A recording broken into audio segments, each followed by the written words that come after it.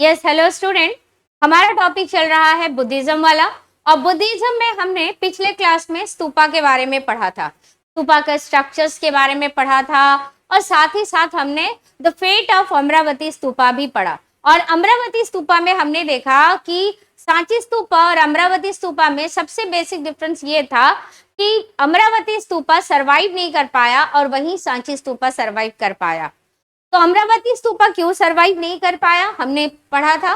क्यों नहीं कर पाया? क्योंकि अमरावती जिस टाइम पर डिस्कवर हुआ था उस समय अमरावती के इंपॉर्टेंस को किसी ने समझा नहीं, स्कल्पचर्स के इंपॉर्टेंस को किसी ने नहीं समझा, ये जो हेरिटेज है हमारा इसके इंपॉर्टेंस को किसी ने नहीं समझा। लेकिन जब सांची स्तूपा डिस्कवर हुआ 1818 में, तब तक कहानी दूसरी थी, राइट। और सांची स्तूपा को प्रिजर्व करने में शाहजहां बेगम ने बहुत ही बड़ा योगदान अपना दिया था। तो आज के इस टॉपिक में हम पढ़ने वाले हैं एक्चुअली अबाउट स्कल्पचर। स्तूपास तो हमने कंप्लीट कर लिया, यहाँ हम पढ़ेंगे स्कल्पचर्स के बारे में। और स्कल्पचर्स में ऑलरेडी हमने देखा कि किस तरह से अमरावती जो स्तूपा था उसके स्कल्पचर्स को लोग उठाकर अपने घर ले गए, कोई लंदन ले गया, right, Asiatic Society of Bengal में, द इंडिया ऑफिस में, ड्रॉस में, इसे ले जाकर के लोगों ने रख दिया। और ओरिजिनल स्ट्रक्चर जस्ट एक सिंपल माउंट के जैसा भी है और कुछ नहीं है, ठीक है। तो अब बात करते हैं ये जो स्कल्पचर्स में जो सीन डिपिक्ट किए गए, आखिर इन सीन के सोर्स क्या है और उसके अपने क्या मीनिंग है, ठीक है। तो उनके बारे में आज हम स्कल्पचर्स पढ़ेंगे, यानी stories in stones. Okay, stories in stones, stones की स्टोरीज पढ़ेंगे। और स्टोन्स की स्टोरीज में सबसे पहले कि एग्जाम्पल क्या है, sculpture at Sanchi. This is the sculpture at Sanchi. Sanchi stupa से मिला हुआ एक स्कल्पचर है। And at first glance appear to depict a rural scene. जब हम इसे ध्यान से देखेंगे तो लग रहा है कि पेड़ है, लोग बैठे हैं, जैसे कोई रूरल एरिया में, ग्रामीण इलाके में, गांव में जो लोग होते हैं शायद खेती बाड़ी करने के लिए जा रहे हैं, ऐसा कुछ सीन यहाँ पर लगता है। ओके, ऐसा कुछ सीन यहाँ पर देखने के लिए लगता है। लेकिन जब हम डिटेल स्टडी कर रहे हैं, जब हिस्टोरियंस, अब बात करते हैं यहाँ पर कौन हिस्टोरियंस इनको एक्चुअली स्टडी करता है, तो वो हिस्टोरियंस जो इनको स्टडी करते हैं उनको कहा जाता है आर्ट हिस्टोरियंस। ओके, तो आर्ट हिस्टोरियंस ने जब इसे स्टडी किया, डिटेल में स्कल्पचर को देखा, तब उनको समझ में आया कि भाई ये कोई गांव का मामूली सा कोई सीन नहीं है जो एक स्कल्पचर में ड्राइंग करके बना दिया, किसी ने उसको बना करके वहां पर लगा दिया, बल्कि ये एक जटाका से आता है, दैट इज द वेसांतारा जटाका। ये कहाँ से आता है? वेसांतारा जटाका में जो सीन डिपिक्ट किया गया है उसके बारे में यहाँ पर मेंशन किया गया और उसी स्टोरी को एक्चुअली यहाँ पर दिखाया गया है। तो वेसांतारा जटाका है क्या? तो आप लोग इसे नोट करके अपने कॉपी में रखिएगा। दैट वेसांतारा जटाका में जो स्टोरी है, it is a story of generous Prince जिनका नाम था वेसांतारा। एक्चुअली वेसांतारा जटाका जो स्टोरी जो है वो एक प्रिंस की स्टोरी है और उस प्रिंस का नाम क्या है? उस प्रिंस का नाम है वेसांतारा। अब इन्होंने क्या किया कि स्टोरी को यहाँ पर लिखा गया है, so he gave away what? He gave away everything. उन्होंने अपना सब कुछ जो है ना, उन्होंने अपना सब कुछ किसे दे दिया? उन्होंने अपना सब कुछ एक ब्राह्मण को दे दिया, राइट। उन्होंने अपना सब कुछ एक ब्राह्मण को दान में दे दिया और ब्राह्मण को दान में देने के बाद he decided to live in the forest with his wife and children. अपना यानी एक राजा जो अपना सब कुछ दान करता है, किसको दान करता है? ब्राह्मण को दान करके अपनी पत्नी और बच्चे के साथ वो जंगल में रहने के लिए चला गया। तो अपने आप पे ये कोई छोटी नहीं बल्कि बहुत ही बड़ी बात है। तब यहाँ पर इस स्टोरी को स्टडी करने में आर्ट हिस्टोरियंस का क्या रोल है?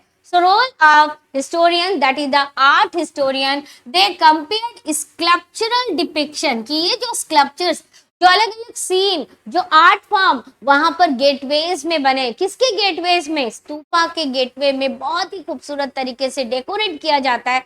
उसी का एक एक पार्ट जो है यहाँ पर अभी हम स्टडी कर रहे हैं और उसमें से ये एक जो है ये सांची स्तूपा से मिला है।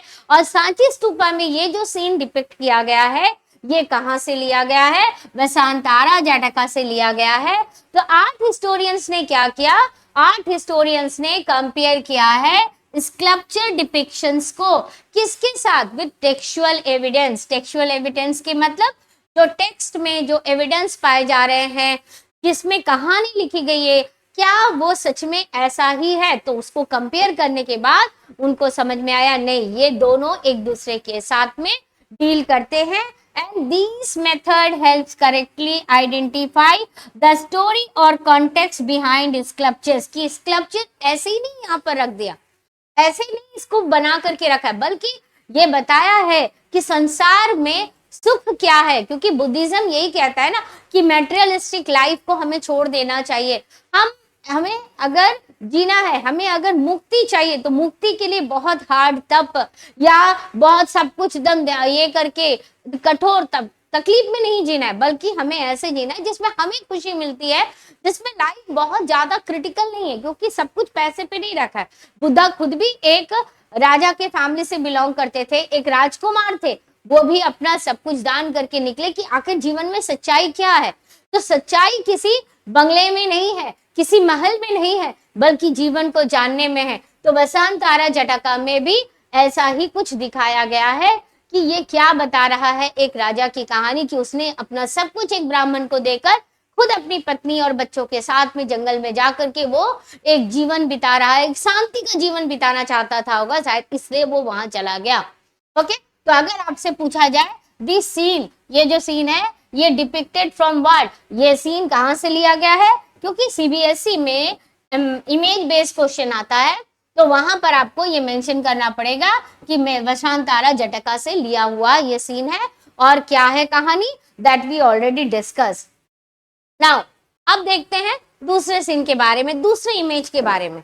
तो भाई जो स्तूपास जो बने हैं, स्तूपास के गेटवेज जो बने हैं, उसमें कई सारे ना सिंबल्स को भी यूज किया गया है।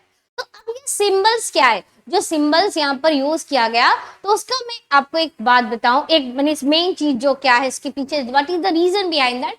तो जो अर्ली बुद्धिज्म था, बुद्धा ने एक्चुअली अपने लाइफ टाइम में उन्होंने कभी नहीं कहा कि मेरी मूर्ति बना करके पूजा करना, क्योंकि फिर वही ब्राह्मणिज्म आ जाएगा ना, फिर तो वही ब्राह्मणिकल ऑर्थोडॉक्स सोसाइटी हो जाएगी, जहां पर हम फिर से वही मूर्ति पूजा को लेकर के चल रहे हैं। क्योंकि बुद्धा के हिसाब से मूर्ति पूजा वगैरह का कोई अर्थ था ही नहीं, ठीक है। तो अब लेकिन पूजा तो लोग कर रहे हैं, तो अब इनको एक सिंबल्स के रूप में दिखाया गया है, ना कि किसी मूर्ति के रूप में दिखाया गया है।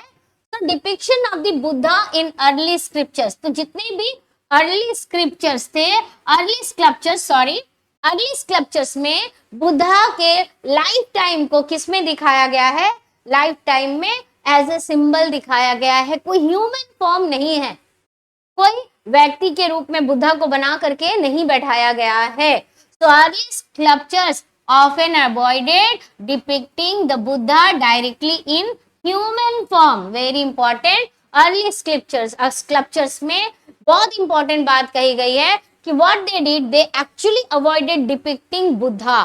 बुद्धा को उन्होंने अवॉइड किया है एज ए ह्यूमन फॉर्म दिखाने के लिए, बल्कि उन्होंने सिंबल्स यूज किया है। Instead of human likeness, symbols represent important events. तो अर्ली बुद्धिज्म में what were actually depicted as important event, symbols were depicted as the important events. तो सिंबल्स को यूज किया गया। तो अभी हम इस पर्टिकुलर टॉपिक में हम पढ़ने वाले हैं major symbols and their meanings. Okay, तो प्रत्येक सिंबल्स और उनके मीनिंग को आप अपने कॉपी में नोट डाउन करके रखिएगा। Okay, now this is the symbol of empty seat. Empty seat यानी कि एक खाली सीट दिखाया गया है, यहाँ पर कोई बैठा हुआ नहीं है। तो what is this symbol empty seat actually क्या डिपिक्ट करता है? What does this symbol empty seat depict? अगर हम इस एम्प्टी सीट के बारे में देखें तो आखिर एम्प्टी सीट जो है वो क्या डिपिक्ट कर रहा है? तो एम्प्टी सीट जो सिंबल है, what is this depicting? Empty seat symbolizes the meditation of the Buddha. तो एम्प्टी सीट में क्या दिखाया गया है? एम्प्टी सीट में मेडिटेशन दिखाया गया है। किसका meditation? Meditation of the Buddha, कि बुद्धा जो है वो ध्यान में है। ठीक है। बुद्धा जो है वो ध्यान में मग्न है, ध्यान कर रहे हैं। और वो ध्यान एक्चुअली कहाँ कर रहे हैं, ये जो है ये एक बोधि ट्री है, तो वो ध्यान कहाँ कर रहे हैं, under the Bodhi tree, under the Bodhi tree, right. Bodhi tree के नीचे बैठ करके बुद्धा जो है वो ध्यान कर रहे हैं। एंड दिस बोधि ट्री, इस बोधि ट्री के अंडर में ही बुद्धा को किस चीज की प्राप्ति हुई थी, बुद्धा अटेंड द एनलाइटनमेंट। तो कौन से पेड़ के नीचे बुद्धा को एनलाइटनमेंट की प्राप्ति हुई थी, बोधि ट्री के अंदर में जो है बुद्धा को एनलाइटनमेंट की प्राप्ति हुई थी। और ये किस सिंबल से डिपिक्ट किया गया है, the symbol of empty seat, okay. ये डिपिक्ट किया गया है by the symbol empty seat, okay. Now the next one is about what, next one is the, that is the next symbol क्या है, नेक्स्ट सिंबल है स्तूपा।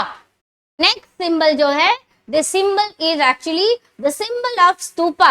अब ये क्या डिपिक्ट कर रहा है, what does this symbol, what does this image depict, तो ये डिपिक्ट कर रहा है महापरिनिबाना। ये क्या डिपिक्ट कर रहा है, महापरिनिबाना, यानी कि महापरिनिबाना का मतलब बुद्धा ने मुक्ति प्राप्त कर ली है, यानी this is showing the Buddha's passing away. ये क्या डिपिक्ट कर रहा है, बुद्धा का पासिंग अवे, कि बुद्धा इस दुनिया को छोड़कर चले गए। और वो किस सिंबल के थ्रू दिखाया गया है, वो दिखाया गया है आपका स्तूपा के थ्रू। तो बच्चों आप दो पार्ट में इसको डिवाइड कर लेना, एक साइड सिंबल लिखना और दूसरे साइड उसका मीनिंग लिखना। जैसे अभी हमने पढ़ा एम्प्टी सीट पहले, तो एम्प्टी सीट का मतलब that is the attainment of enlightenment by Buddha. और वहीं जब स्तूपा को ऐसे सिंबल के रूप में दिखाया गया है, तो इसका मतलब है that it represent Mahaparinirvana, that is the Buddha's passing away, okay. तो ये हर एक सिंबल के ऊपर आपका क्वेश्चन होगा। नाउ अब ये धर्म चक्र परिवर्तन जो है आपका, दैट इज व्हील, ये क्या है, व्हील का इमेज है। तो व्हील का मतलब क्या है, धर्म चक्र। व्हील को क्या कहा जाता है, धर्म चक्र। It stands for what, it stands for the first sermon of the Buddha. Buddha ने जो सबसे पहले शिक्षा दी थी उसके लिए क्या दिखाया जाता है, उसके लिए व्हील सिंबल यूज किया जा रहा है, जिसे क्या कहा जा रहा है, धर्म चक्र। और ये पहला जो टीचिंग बुद्धा ने दिया था वो कहाँ था, दैट वाज इन सारनाथ। सबसे पहला जो टीचिंग बुद्धा ने दिया था वो कहाँ पर दिया था, सारनाथ में। तो फिर से एक बार रिपीट करते हैं, आप अपने कॉपी में लिख लीजिएगा, empty seat representing what, empty seat representing attainment of enlightenment. Attainment of enlightenment by who, attainment of enlightenment by Buddha. वहीं stupa represent what, that is the Buddha's passing away, and in the word, that word the examiner may ask, that is महापरिनिबाना, right? महापरिनिबाना यानी कि पूरी इस दुनिया से मुक्ति प्राप्त कर लेना, ओके। और उसके बाद क्या है, व्हील। व्हील को क्या कहा जा रहा है, व्हील को कहा जाता है धर्म चक्र। एंड धर्म chakra stands for what, dharma chakra stands for the first sermon of the Buddha at Sarnath, okay. Now, the next one, popular tradition। अब इसके अलावा कुछ tradition, what is this tradition actually? जो हम यहाँ पर पॉपुलर ट्रेडिशन पढ़ रहे हैं, ये पॉपुलर ट्रेडिशन एक्चुअली क्या है, about what we are actually going to study. तो पॉपुलर ट्रेडिशन का मतलब है कुछ चीजों को मानना जो हम मानते हैं। जैसे आपको सुबह सुबह जब आप मान लो आप कोई एग्जाम देने के लिए जा रहे हो, तो आपको पेरेंट्स बोलते हैं बेटा दही और शक्कर खाकर जाना, राइट, दही और चीनी खाकर जाना, यानी दही शक्कर खा के जाना, क्योंकि ये शुभ होता है। तो हमने एक माना है, वो शुभ होता है कि नहीं वो बात की बात है, लेकिन ये अपने बड़ों का विश्वास है। तो ऐसा ही कुछ ट्रेडिशंस जिसको हम साथ लेकर चल रहे हैं, तो इन्हीं ट्रेडिशंस को बुद्धा के जो गेटवेज है, बुद्धा के स्तूपास जो है, स्कल्पचर्स, वहां पर उन्हें दर्शाया गया है इमेज के फॉर्म में, ठीक है। तो ऐसा ही एक इमेज जिसके बारे में हम यहाँ देखेंगे, जो आगे हम पढ़ने वाले हैं, that is the integration of non Buddhist element, okay. तो ये जो पॉपुलर ट्रेडिशन की जो हम बात कर रहे हैं, ऐसी ट्रेडिशन, जैसे कि मैंने अभी आपको बताया दही शक्कर का खाना, तो क्या दही शक्कर क्या बुद्धिस्ट ट्रेडिशन है? नहीं, नॉन बुद्धिस्ट ट्रेडिशन है, मान लेते हैं, ठीक है। तो ऐसी कई चीजें जो नॉन बुद्धिस्ट एलिमेंट्स हैं, लेकिन उनको स्कल्पचर्स में दिखाया गया है, नॉट डायरेक्टली, यानी कि that things are not directly linked to Buddhist ideas, and they were influenced by what? They were influenced by pre Buddhist and non Buddhist belief. Pre Buddhist मतलब बुद्धा के पहले, और नॉन बुद्धिस्ट का मतलब क्या है? जो बुद्धिज्म से बिलोंग नहीं करते हैं, उनके प्रैक्टिसेस और ट्रेडिशन से बिलोंग नहीं करते हैं, ठीक है। तो लेकिन इन सबको बुद्धिस्ट आर्ट एंड कल्चर में शो किया गया है। तो अब देखें कि आखिर वो पॉपुलर ट्रेडिशन क्या है। So what is this popular tradition? This is the image of Salabhanjika. अब ये इमेज क्या है? This image is the image of Salabhanjika, sculpture of Salabhanjika. अब ये सालाभंजिका क्या है? Which is the part of a popular tradition and this is not belong to Buddhist tradition. याद रखिएगा, इसके पहले मैंने आपको जो भी बताया था, they all belongs to what? They all belongs to Buddhist tradition. ये सारा कुछ किससे बिलोंग करते हैं? ये सारा कुछ बुद्धिस्ट ट्रेडिशन से बिलोंग करते हैं। लेकिन अब हम जो पढ़ने वाले हैं, जैसे एम्प्टी सीड, स्तूपा और व्हील, ये किससे बिलोंग करते हैं? ये बुद्धिस्ट ट्रेडिशन से बिलोंग करते हैं, बुद्धा के लाइफ टाइम के इवेंट से रिलेटेड है, जिसे यहाँ पर दिखाया गया। लेकिन अब जब हम जो पॉपुलर ट्रेडिशन पढ़ने वाले हैं, वो किससे रिलेटेड है? वो बुद्धा के लाइफ से एक्चुअली रिलेटेड नहीं है, वो कुछ और है। तो वो और क्या है? वो नॉन बुद्धिस्ट कल्चर से बिलोंग करते हैं, लेकिन उनको ऑस्पिशियस माना जाता है, उनको पवित्र माना जाता है, उनको part of the sub continent के लाइफ का पार्ट के रूप में माना जाता है। ओके, तो इसमें एक एग्जांपल हमने क्या लिया है? That is Salabhanjika. तो डिस्क्रिप्शन क्या? What is this Salabhanjika? आखिर इस इमेज में जिस महिला को दिखाया गया है, आखिर क्या है ये? इसके पीछे की कहानी क्या है? तो बेटा, इसके पीछे की कहानी क्या है? That a beautiful woman swinging from the edge of the gateway।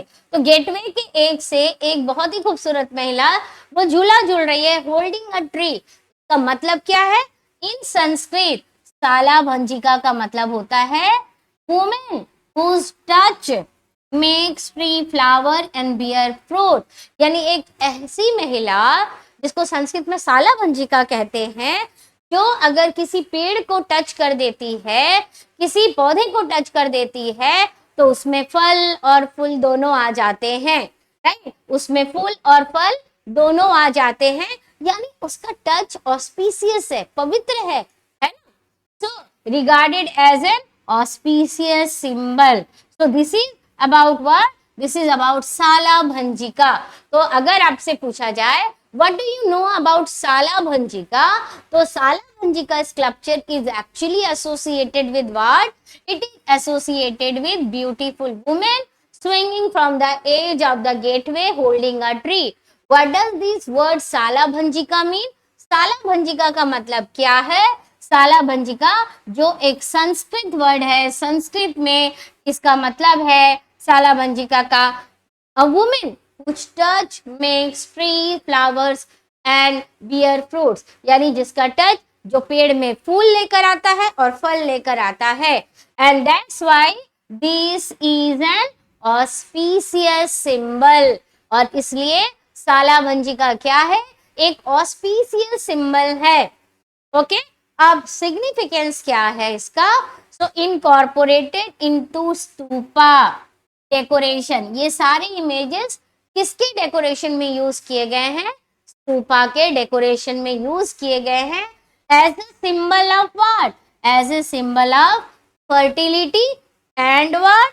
And prosperity. कि हम यही चाहेंगे कि हमारे जो फॉलोवर्स हैं उनके लाइफ में जो है प्रॉस्पेरिटी रहे।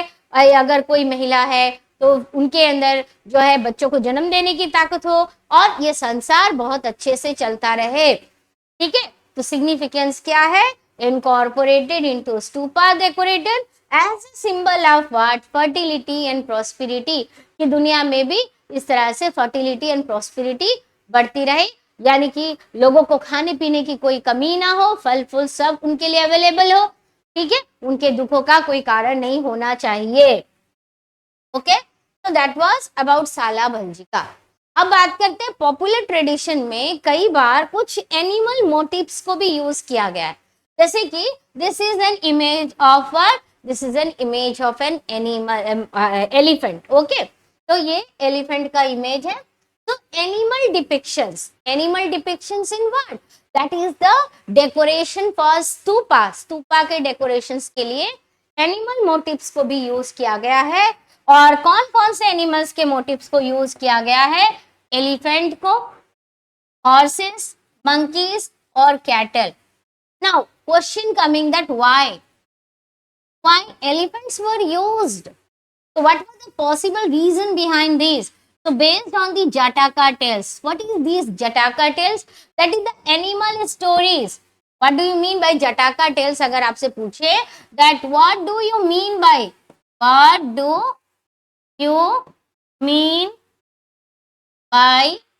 Jataka tales? So what do you mean by Jataka tales? So Jataka tales are what? These are the animal stories in Buddhist literature. Okay, Jataka tales are animal stories in Buddhist literature carved out to create lively and attractive scene by for viewers. तो अब इनको क्यों बनाया गया, अब हम अगर मान लो पूजा पाठ की कोई चीज बना रहे हैं तो डेफिनेटली हम पूजा से रिलेटेड, हमारे विश्वास से रिलेटेड और ऐसी चीजें जो हमें पॉजिटिविटी दे उन सबको हम डिपिक्ट करेंगे और हम स्तूपा को अट्रैक्टिव बनाएंगे। आप मंदिरों में भी जाते होंगे तो आप देखते हो कि एक मंदिर को कितनी खूबसूरत नक्काशियों से सजाया जाता है, कितने अलग अलग स्कल्पचर्स, कितने अलग अलग डिजाइन से जो है उनको सजाया जाता है। ठीक है, तो ठीक इस तरह से स्तूपास का भी डेकोरेशन जो है वो एनिमल डिपिक्शंस के थ्रू किया गया। लेकिन ये एनिमल डिपिक्शंस क्या है, अट्रैक्टिव सीन्स आ रहे हैं। कहाँ से आ रहे हैं, जटाका टेल से आ रहे हैं। जैसे कि अब यहाँ पर एलिफेंट को यूज किया गया है। अब एलिफेंट को यूज करने के पीछे रीजन क्या है, that is use of symbols of human qualities. तो एलिफेंट को ह्यूमन क्वालिटीज के रूप में दिखाया गया है। Elephant is use for strength and wisdom. Elephant का यूज क्यों हुआ है, एलिफेंट का यूज हुआ है for strength and wisdom. Okay, I hope इतना क्लियर हुआ होगा कि एनिमल डिपिक्शंस क्यों किया गया है, कौन कौन से एनिमल्स को डिपिक्ट किया गया है। तो उनमें नाम आते हैं आपके elephant, horses, monkeys, cattle. Now question coming, why these animals were depicted for the decoration of stupa? Possible reason, these were the based on Jataka tales. What do you mean by Jataka tales? Jataka tales क्या है, animal stories है। किसके कहाँ से आया है, इन Buddhist literature. तो Buddhist literatures में एनिमल स्टोरी को जो दिखाया गया है जिससे बहुत सारे नॉलेज मिलते हैं और एनसीईआरटी के टेक्स्ट बुक में ऐसे कई सारे इंफॉर्मेशन भी दिए हुए हैं। ओके, जो जूनियर क्लासेस में भी आपको पढ़ाया गया है। Okay, now these carved to create lively and why these were carved to create lively and attractive scene for viewers, कि लोग वहां आए, देखे, जाने, समझे। ओके, इसलिए। और elephant is the symbol of what, elephant is the symbol of strength and wisdom. Okay, now the next one, this is the image. What about this image? ये image जो है, इसे जो है this is actually called गजा लक्ष्मी, लेकिन इसे लेकर के कई बार इसे माया के साथ में भी इंटरप्रेट किया गया है। तो goddesses and sacred figures were also carved out in the decoration of stupa, right? तो अब यहाँ पर motive, that is the woman surrounded by lotuses and elephant sprinkling water, that is अभिषेक। यानी कि दो तरफ से, जैसे आप अगर लक्ष्मी माँ जो है, लक्ष्मी माँ के फोटो देखोगे तो दो तरफ से एलिफेंट जो है उनको पानी डाल करके स्प्रिंकल कर रहे हैं, है ना, अभिषेक कर रहे हैं, ये दिखता है। तो सेम चीज इस गजा लक्ष्मी का इमेज जो है आपके स्तूपा के डेकोरेशन में यूज किया गया है। तो वुमेन सराउंडेड बाय लोटसेस, यानी कि चारों तरफ से एक महिला जो कमल के फूल में कैसे घिरी हुई है और एलिफेंट्स जो है उन्हें अभिषेक कर रहे हैं पानी से। इंटरप्रिटेशन, इंटरप्रिटेशन का मतलब आखिर इस इमेज को जो यहाँ पर लिया गया है बुद्धिस्ट स्तूपा के डेकोरेशन में, उसे क्यों लिया गया है, उसका इंटरप्रिटेशन यानी उसका लिंक किसके साथ किया गया है। तो उसका लिंक किया गया है माया। पहला है Maya, who was Maya now, that is the mother of the Buddha. और दूसरा क्या है, Gaja Lakshmi, goddesses of good fortune associated with elephant. तो दोनों मीनिंग लिख के आप रखिएगा। Meaning of Maya that was the mother of Buddha, उनके साथ भी इंटरप्रेट किया गया है। What was this Gaja Lakshmi goddess, goddess of good fortune. So name of the goddess of good fortune, that is Gaja Lakshmi, and this particular goddess is associated with what? This goddess was associated with elephant. Now अब बात करते एक image दो interpretation, दो अलग अलग meaning जिनका कोई कनेक्शन नहीं है, तो उसको लेकर के कहा गया है पॉसिबली, शायद ऐसा होगा, both interpretation existed, very important, कि दोनों इंटरप्रिटेशन उस समय एग्जिस्ट करती थी अमॉन्ग डिवोटीज। जो उन्हें बुद्धा की माँ मानते थे वो देवी माया कहते थे, जो उन्हें गॉडेस ऑफ गुड फॉर्च्यून मानते थे वो उन्हें गजा लक्ष्मी कहते थे। ठीक है, तो ये दो इंटरप्रिटेशन इस तरह से यहाँ पर दिया गया है। ओके, अब चलते हैं नेक्स्ट में। नेक्स्ट इज अबाउट व्हाट, तो अब नेक्स्ट में एक कहानी है, दैट इज हिस्टोरिकल इंटरप्रिटेशन में यहाँ पर हम देखेंगे जेम्स फर्गुसन। अब यहाँ पर क्वेश्चन आता है that who was James Ferguson, आखिर ये जेम्स फर्गुसन कौन थे, क्वेश्चन लिख के रखिएगा कॉपी में, हु वाज जेम्स फर्गुसन। तो James Ferguson early modern art historians थे। अब इनके बारे में यहाँ क्यों पढ़ रहे हैं, जेम्स फर्गुसन आखिर कहाँ से आया, हम तो इतने अच्छे अच्छे स्कल्पचर्स के बारे में पढ़ रहे थे, हमने इतने एनिमल मोटिव्स, इतने सिंबल्स, इन सब के बारे में पढ़ा, और सडनली आर्ट हिस्टोरियन क्यों आया। तो जेम्स फर्गुसन वो आर्ट हिस्टोरियन है व्हेन ही सॉ सांची, तो उन्होंने जब सांची स्तूपा को देखा, उसको स्टडी किया, तो उनको ऐसा लगा that Sanchi is the centre of tree and serpent worship, कि सांची एक ऐसा सेंटर है जहां पर पेड़ की पूजा होती है और सांपों की पूजा होती है। अब उनको ऐसा क्यों लगा कि जहां पर पेड़ की पूजा होती है और सांपों की पूजा होती है, नहीं, उसको ऐसा इसलिए लगा क्योंकि ये स्कल्पचर, ये जो सांप वाला मोटिव, ये भी स्तूपा में पाया गया, स्तूपा के डेकोरेशन के लिए। तो जेम्स फर्गुसन को ऐसा लगा कि भाई सांची एक्चुअली जो है यहाँ पर सांप को इसलिए दिया है because Sanchi as a centre of tree and serpent worship. And conclusion very important, आखिर जेम्स फर्गुसन इस कंक्लूजन में कहां से आए कि Sanchi was the centre of tree and serpent worship. So conclusion based only, very important, based only बोला on studying the images, इस image को स्टडी करके बोला भाई कि भाई यहाँ तो सांपों की पूजा होती थी। Okay, without knowledge of Buddhist literature much of which was untranslated at the time। इस समय जब इन्होंने इनके बारे में ऐसा कहा तो उस समय एक्चुअली उनको इस बुद्धिस्ट लिटरेचर के बारे में पूरी तरह से कोई जानकारी नहीं थी, बस उन्होंने इमेज देखा, इमेज को बेस करके उन्होंने एक कंक्लूजन निकाल दिया।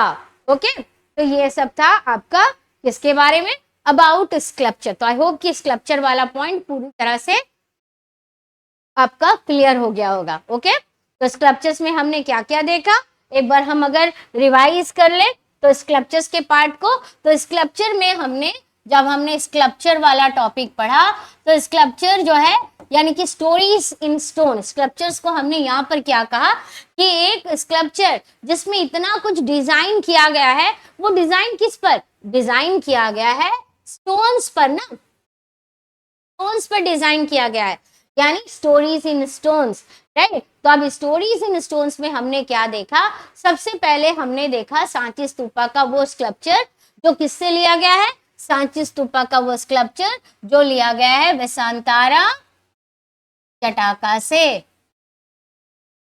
वेसांतारा जटाका से, जहां पर विक्रीन्स वेसांतारा ने अपना सब कुछ एक ब्राह्मण को दे दिया और अपनी पत्नी और बच्चे के साथ वो जंगल में रहने के लिए चला गया। इसके अलावा हमने क्या देखा, इसके अलावा हमने पढ़ाई किया अबाउट द सिंबल्स, हमने स्टडी किया अबाउट सिंबल्स, सिंबल्स किससे, related with, which symbol related with Buddha's lifetime event, है ना, लाइफ टाइम इवेंट से रिलेटेड है बुद्धा के। अब बुद्धा के लाइफ टाइम इवेंट से रिलेटेड पहला सिंबल हमने क्या देखा, फर्स्ट देखा एम्प्टी सीट, पहला हमने पढ़ा एम्प्टी सीट। दूसरा हमने क्या देखा, दूसरा हमने देखा स्तूपा। तीसरा हमने क्या देखा, तीसरा देखा व्हील, व्हील स्टडी किया।